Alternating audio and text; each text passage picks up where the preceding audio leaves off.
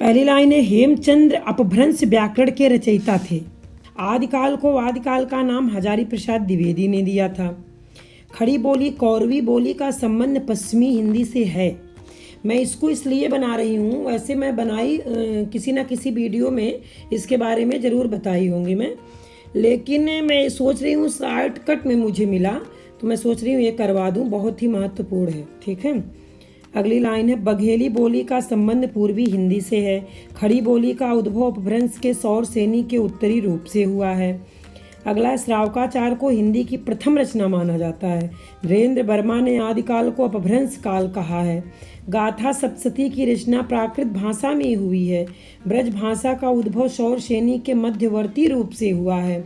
चंद्र बरदाई कृत पृथ्वीराज रासों में श्रृंगार और वीर रस का समावेश है। क्योंकि ऐसे पूछा जाता है, मैंने कई क्वेश्चन पेपर में देखा कि यहाँ से मुझे कई प्रश्न मिले, इसलिए मैं सोची कि मैं इस वीडियो को बनाती हूँ। ठीक है, अगला है, आदिकाल में धर्म से संबंधित पुस्तकों का सृजन मुख्यतः अपभ्रंश भाषा में मिलता है। आदिकाल में खड़ी बोली को काव्य का आधार सर्वप्रथम अमीर खुसरो ने बनाया था। अगला है, अमीर खुसरो की रचनाओं को देसी भाषा काव्य के अंतर्गत माना जाता है। अगला है, आदिकालीन हिंदी साहित्य को मुख्यतः अपभ्रंश हिंदी के वर्ग में रखा जाता है। अगला, मैथिल कोकिल के नाम से प्रसिद्ध विद्यापति का समय संवत 1460 ईस्वी में माना जाता है। ठीक है, आदिकाल में अवधूत संप्रदाय का संबंध नाथों से है। आदिकाल में जैनों द्वारा रचित साहित्य को सर्वाधिक प्रामाणिक माना जाता है। अब जैसे लाइन है ऊपर वाली, आदिकाल में अवधूत संप्रदाय का संबंध किससे है? नाथों से है। ठीक है, अगली लाइन है, रामायण में संस्कृत भाषा का प्रयोग किया गया है। अमीर खुसरो ने फारसी तथा खड़ी बोली दोनों में रचना की है। इन्होंने दोनों में रचना की है, फारसी में भी खड़ी बोली में भी। अगला, मैथिल कोकिल विद्यापति संस्कृत अपभ्रंश तथा मैथिली तीनों में रचना की है। ठीक है, अगला है, वर्ण रत्नाकर मैथिल की पहली गद्य रचना है। इसके लेखक ज्योतिरीश्वर ठाकुर जी हैं। अगला है, ढोला मारूरा दूहा के रचयिता कल्लोल कवि हैं। कीर्तिलता की भाषा मिश्रित अपभ्रंश है। पृथ्वीराज विजय की रचना जयानक ने की थी। किसने की थी? जयानक ने की थी। अगला है, आदिकाल के प्रमुख रचनाकार तथा उनकी रचनाएं। अब यहाँ रचनाएं हैं, ये रचनाकार का नाम क्या है? सरहपा है। और इनकी रचनाएं क्या है? दोहा कोश है। ज्योतिरीश्वर ठाकुर की रचनाएं क्या है? वर्ण रत्नाकर है। शबरपा की है चर्यापद। श्रीधर की है रणमल छंद। जगनिक की है परमाल रासो। हाल कवि की है गाथा सप्तशती। नल्ल सिंह की है विजयपाल रासो। विद्यापति की है पदावली। कीर्तपताका कीर्तलता। ठीक है, और भू परिक्रमा भी है इनकी। अमीर खुसरो की है खालिक बारी, पहेलियाँ, दो सुखने, गजल।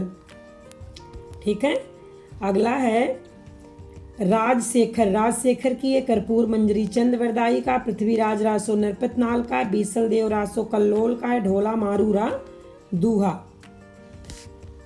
इधर मैं बताती हूँ आपको भक्तिकाल। ठीक है, इधर तो आदिकाल के हो गए। अब भक्तिकाल है। भक्तिकाल के कुछ महत्वपूर्ण शब्द हैं। हरड़े बानी दादू की रचनाओं का संग्रह है। चित्रावली की रचना उस्मान ने की थी। भक्तिकालीन प्रेमाश्रयी शाखा पर सूफी मत का प्रभाव सर्वाधिक है। मधुमालती के रचयिता कौन है? मंझन। तुलसीदास जी के गुरु का नाम क्या है? नरहरि दास जी था। गोस्वामी तुलसीदास ने रामचरित मानस की रचना दोहा चौपाई पद्धति पर की है। तुलसीदास की रचना विनय पत्रिका गीत पद्धति पर आधारित है, गीत पद्धति पर हुई है। ठीक है, बीजक ग्रंथ का प्रणयन सदुक्कड़ी भाषा में किया गया है। विनय पत्रिका की भाषा क्या है? ब्रज भाषा है। चंदायन की रचना मुल्ला दाऊद ने की थी। चंदायन की रचना से हिंदी में सूफी काव्य परंपरा का सूत्रपात हुआ है। ठीक है, पद्मावत की भाषा क्या है? अवधी है। रामचरितमानस की भाषा क्या है? अवधी है। ब्रज भक्तकालीन हिंदी काव्य की सर्वाधिक प्रमुख भाषा है। ब्रज जो है वो भक्तिकालीन हिंदी काव्य की सर्वाधिक महत्वपूर्ण भाषा है। ठीक है, अगला, तुलसीदास की गीतावली ब्रजभाषा में लिखी गई है। तुलसीदास की गीतावली ब्रजभाषा में लिखी गई। मीराबाई पर सूफियों का प्रभाव था। गीत गोविंद के रचयिता कौन थे? जयदेव जी। ठीक है, अब ये जो है भक्ति काव्य के प्रमुख रचनाकार तथा उनकी रचनाएं हैं। उधर हम पढ़े थे आदिकाल की, ये प्रमुख ठीक है, वैसे तो बहुत हैं लेकिन ये प्रमुख महत्वपूर्ण जो हैं। अब कबीर की है बीजक, जो आते हैं एग्जाम में सबसे ज़्यादा। नाभादास के हैं भक्तमाल, दादू के है हरडेवानी, मुल्ला दाऊद के चंदायन, मंझन के है मधुमालती, उस्मान के चित्रावली। जायसी के क्या है पद्मावत, चित्रलेखा, अखरावट, कहरनामा। नरपति व्यास का क्या है नल दमयंती। तुलसीदास का क्या है दोहावली, जानकी मंगल, रामचरितमानस। जयदेव का क्या है गीत गोविंद। सूरदास का क्या है सूरसागर साहित्य लहरी। रसखान का क्या है प्रेम वाटिका, सुजान खान। ठीक है, अब हम आगे पढ़ेंगे रीत काल के कुछ महत्वपूर्ण लाइन। ठीक है, तो अब इधर रीत काल हो गया। आचार्य रामचंद्र शुक्ल के अनुसार रीत काल की समय सीमा 1643 ईस्वी से 1843 ईस्वी के बीच मानी गई है। अगला है मतिराम की रचना छंदसार पिंगल ग्रंथ का उदाहरण है। रीत काल के प्रसिद्ध कवि भूषण की रचना शिवराज भूषण अलंकार ग्रंथ का प्रमुख उदाहरण है। केशव दास को अलंकारवादी आचार्य कहा जाता है। करड़ा भरण श्रुति भरण नामक काव्य का संबंध अलंकार विद्या से है। कहाँ से है करड़ा भरण श्रुति भरण का? अलंकार विद्या से है। अगला है रीत काल के अधिकांश कवियों की भाषा क्या थी? ब्रज भाषा थी। रीत काल के कवि घनानंद को साक्षात रसमूर्ति माना जाता है। विज्ञान गीता उपदेशात्मक है। रीत काल के कवि पद्माकर ने भक्त श्रृंगार और वीर तीनों में समान अधिकार से रचना की है। सिखों के 10वें गुरु गुरु गोविंद सिंह को रीत काल की रीत मुक्त काव्यधारा माना गया है, काव्यधारा का माना गया है।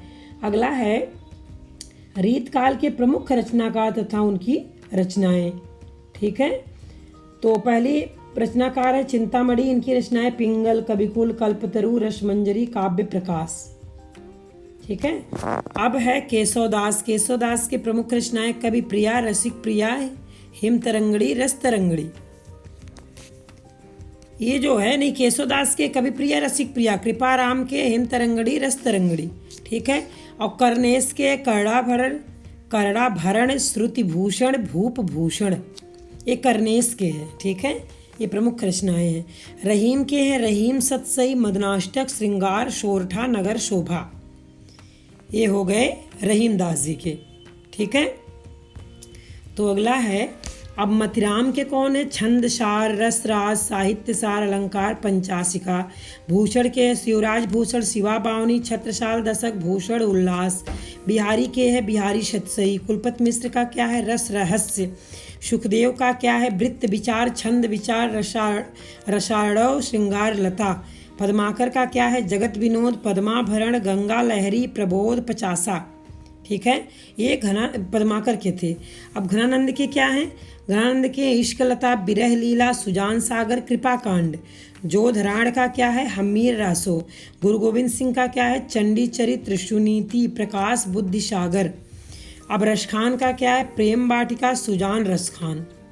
ठीक है, अब अगला है रीत काल के नामकरण करने वाले विभिन्न विद्वान। रीत काल के नामकरण करने वाले विभिन्न विद्वानों का नाम है। अब आचार्य शुक्ल ने रीत काल को रीत काल ही नाम दिया। मिश्र बंधु ने अलंकृत मध्यकाल कहा रीत काल को। ग्रियर्सन ने रीत काव्य कहा रीत काल को। विश्वनाथ प्रसाद मिश्र ने क्या कहा? श्रृंगार काल कहा। ठीक है, तो अगला है आधुनिक काल। अब आधुनिक काल के बारे में हम जानते हैं। आधुनिक काल में सम्मिलित हैं। ठीक है, भारतेंद्र युग है, द्विवेदी युग है, छायावादी युग है, प्रगतिवादी युग है तथा प्रयोगवादी युग। भारतेंद्र युग के प्रमुख रचनाकार हैं भारतेंदु हरिश्चंद्र, बालकृष्ण भट्ट, प्रताप नारायण मिश्र, बद्री नारायण चौधरी। और द्विवेदी युग के प्रमुख रचनाकार हैं आचार्य महावीर प्रसाद द्विवेदी, श्रीधर पाठक, रामनरेश त्रिपाठी, अयोध्या सिंह उपाध्याय, हरिऔध। ठीक है, अगला है मैथिली शरणगुप्त, श्याम सुंदर दास। अगली लाइन है छायावादी युग के प्रमुख रचनाकार हैं। कौन है? जयशंकर प्रसाद, सूर्यकांत त्रिपाठी निराला, सुमित्रानंदन पंत तथा महादेवी वर्मा। ये आधुनिक काल के प्रमुख कवियों के नाम हैं। ठीक है, तो आज का वीडियो मैं यहीं समाप्त करती हूँ। मैं इसलिए छोटा वीडियो बनाई हूँ क्योंकि आप लोग इसको एकदम रट लीजिएगा, याद कर लीजिएगा। ठीक है, नहीं याद होता 2-4 बार इस वीडियो को आप देखेंगे तो ये प्रश्न आपके तैयार हो जाएंगे। इसमें से बहुत प्रश्न मिलेंगे और हर परीक्षा में पूछा जाता है इसमें से। ठीक है, तो मैं आज का वीडियो यहीं समाप्त करती हूँ। नए वीडियो के साथ फिर मिलूंगी। तब तक के लिए धन्यवाद।